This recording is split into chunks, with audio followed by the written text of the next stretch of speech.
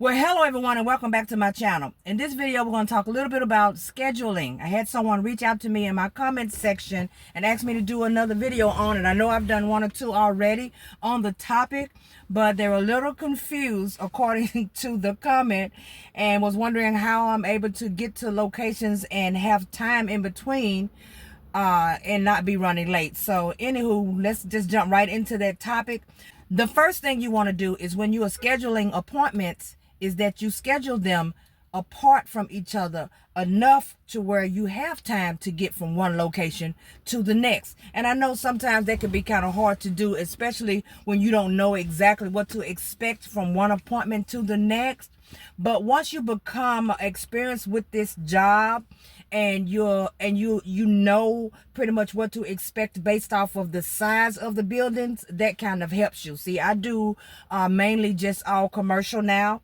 So when I receive files, I always look them up to see pretty much how big the location is. That's one thing that plays a part into how wide you want to set your appointments across from each other. The next one is, of course, who you're meeting.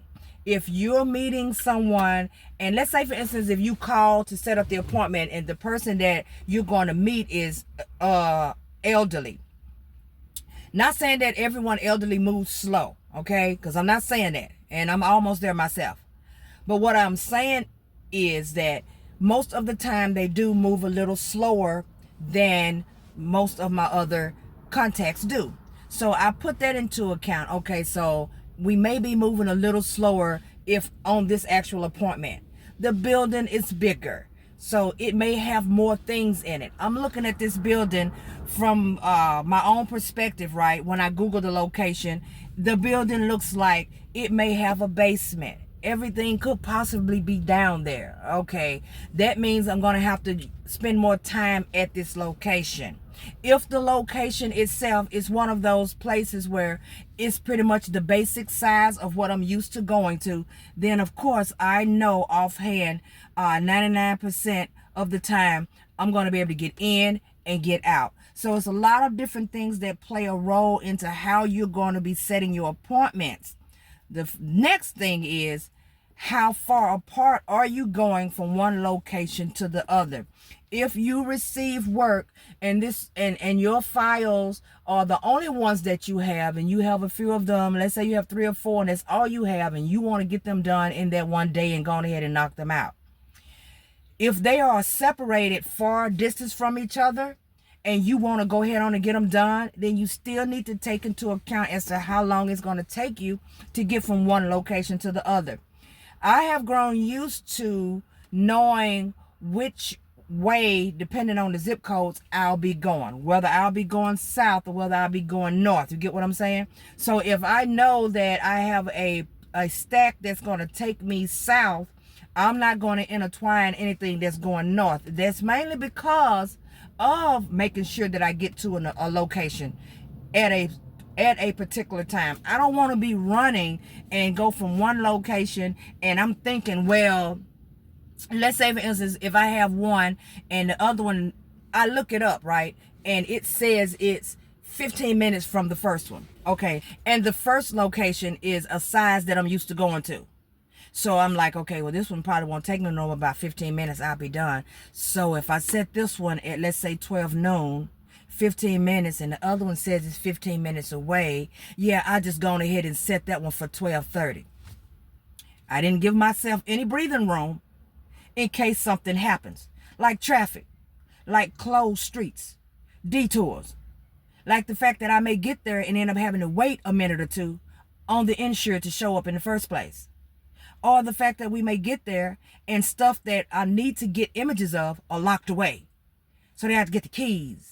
And we're going through all of these different things. See, a lot of different stuff could play a role as to why you may end up at a location longer than you thought that you would probably end up there. And if that be the case, you haven't given yourself any room. None at all. Maybe you're asking questions that they said they have all the answers for, but they realize they don't. So now they want to call the office really quick just to verify. You need to give them time to do that. That's part of the inspection. So now that 15 minutes that you thought was going to happen ends up being a 30-minute inspection. So when you leave, you already late because you haven't even begun to get to your second location. Let's let the helicopter go by. You haven't even begun to head towards your second location because you're still at the first location. Your time for your next appointment starts already and you're late. So now you got to call the person and let them know you're running late.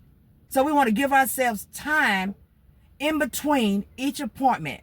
And I would much rather go to the next appointment and have to wait 15, 20 minutes because I've gotten there early than to be running and I have no control over traffic, the cars that are in front of me. I have no control over this. So I'm really just going to be late. You want to take control of it from the beginning to the end. So I hope that kind of helps a little bit. Look up your locations before you leave, before you get started of your day.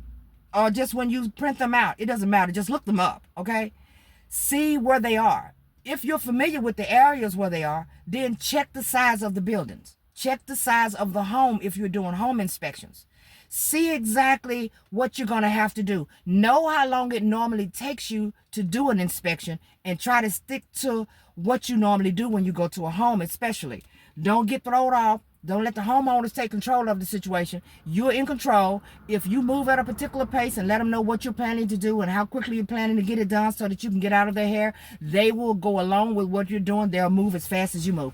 So take that into consideration. Also take into consideration who you're meeting. Are you meeting an elderly person at a home? You know, we have no business going to anyone's home and attempting to do inspections and feeling like we're going to rush the homeowner. Like we can't rush the homeowner. So just in case you run across those, and it happens all the time, that are moving very, very slow and are just taking their time, and on top of that, showing you stuff you don't need to see, you know time is going to be moving on you. Do not set your appointments so close together in that day till you feel like you have to run to the next. So what I do is, even though I know that, let's say for instance, all of mine are in the same zip code. If my first appointment is at 10 o'clock, 9 times out of 10, my next appointment is going to be at 11 o'clock.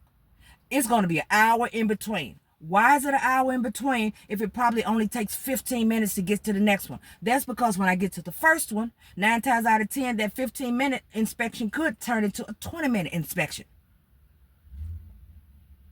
So now I'm 20 minutes into that hour. So when I get in the car, it may take me 10 minutes to get to the next. So that's 30 minutes, right? But it could take me 15 minutes to get to the next one, even though it's in the same zip code, because some of the streets, they may be working on some streets.